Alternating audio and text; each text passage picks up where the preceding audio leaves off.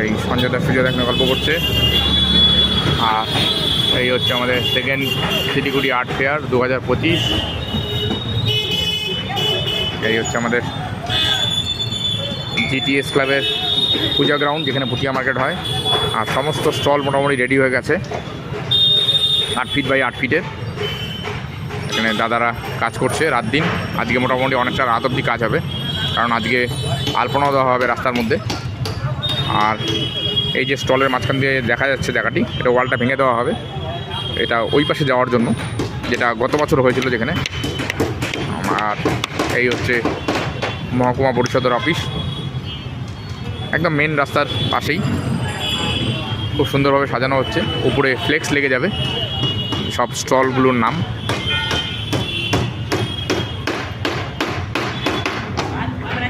এখন একদম সময় নেই, সবাই চলে আসুন।